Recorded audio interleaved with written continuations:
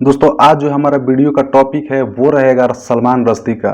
दोस्तों इन्होंने एक बुक लिखी है इमेजिनरी होमलैंड, और इस वीडियो में हम उसी बुक के जो की कंसेप्ट हैं उसके बारे में डिस्कस करेंगे, जो कि नेट के पॉइंट ऑफ व्यू से बहुत ज़्यादा इंपॉर्टेंट है।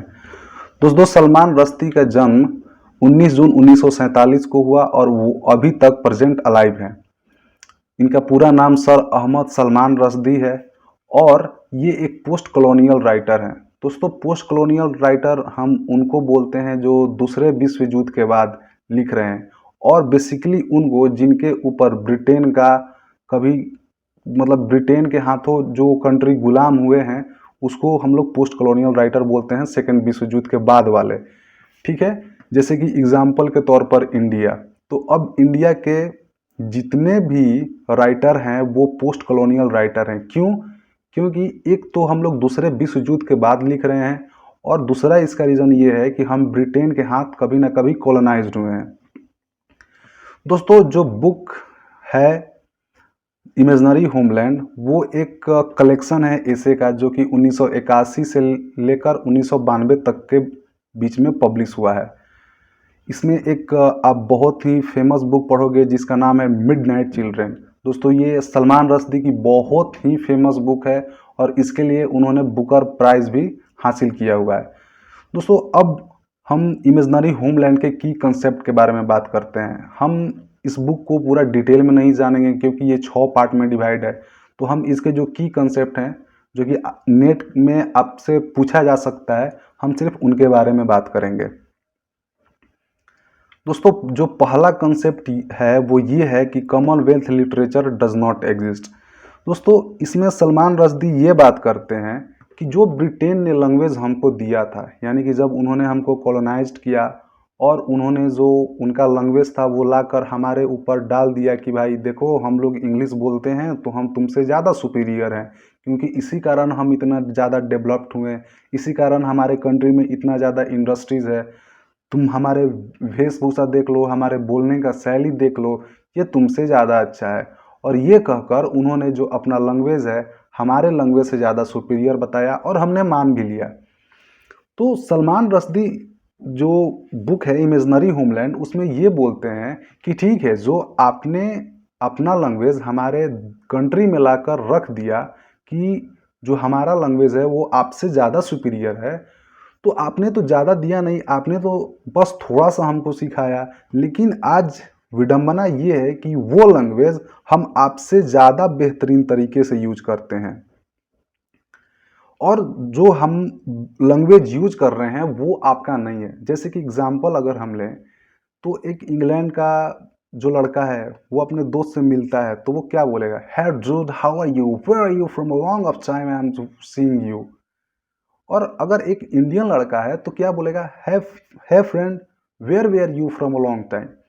तो अगर दोनों सेंटेंस को आप ध्यान से देखोगे तो दोनों के बीच डिफरेंस है, यानी कि इंग्लैंड का जो बोलने का तरीका है वो इंडिया के इंग्लिश लैंग्वेज से बहुत डिफरेंट है, और जो इंग्लैंड का इंग्लिश है वो ओरिजिनल है, क्योंकि हम तो दूसरा लैंग्वेज यूज कर रहे हैं ना, मतलब उसके स्टाइल अलग हैं।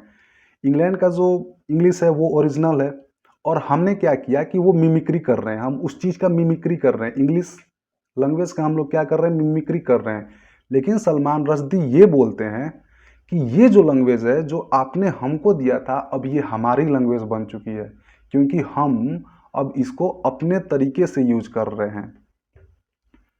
दोस्तों जो इनका दूसरा कॉन्सेप्ट है वो है डायस्पोरिक राइटर के ऊपर। तो डायस्पोरिक राइटर बेसिकली हम उनको बोलते हैं जो अपने कंट्री को छोड़कर दूसरे कंट्री में चले जाते हैं और वहाँ जाकर वो वहाँ के निवासी बन जाते हैं। जैसे कि इंडिया का ही आप कोई राइटर ले लीजिए, सलमान रश्दी को ही ले लीजिए, तो उन्होंने इंडिया में अपना जन्म लिया लेकिन वो अब चले गए हैं दूसरे कंट्री में। दूसरा एग्जांपल ले सकते हो सुंदर पिचाई का, आईआईटीएन टॉपर, जिन्होंने जन्म लिया इंडिया में और वो आज अमेरिका यानी कि गूगल के सीईओ हैं, तो उनको हम लोग बोलते हैं डायस्पोरिक। दोस्तों जो तीसरा कॉन्सेप्ट है वो ये है कि इंग्लिश लैंग्वेज हम लोग कैसे करते हैं, यानी कि how to use English language.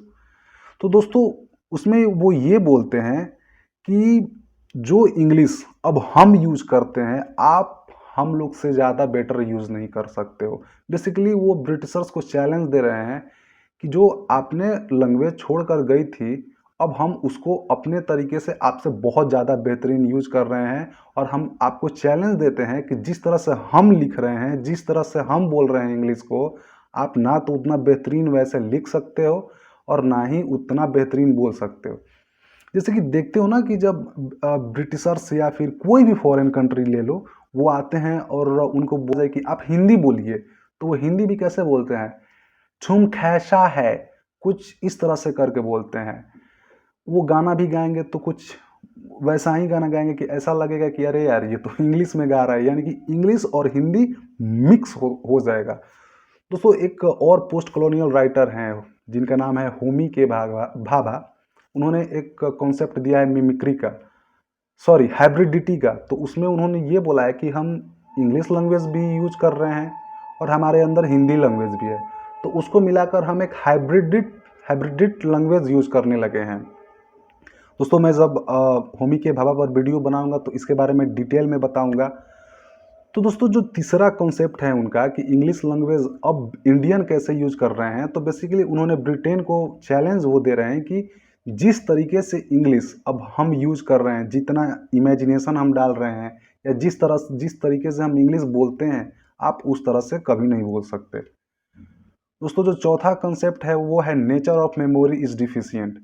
Basically इस कंसेप्ट में सलमान रश्दी ये बोलते हैं कि वैसे लोग जो अपने कंट्री को छोड़कर दूसरे कंट्री में चले जाते हैं और 15 साल 20 साल बाद जब वापस वो उस कंट्री को देखते हैं तो उनको ये लगता है कि वो कंट्री जो है, मतलब बेसिकली जहाँ के वो निवासी थे पहले, जहाँ उनका जन्म हुआ था, वो उसी तरह का होगा। बट रियलिटी ये होती है कि वो कंट्री डेवलप्ड हो चुकी है।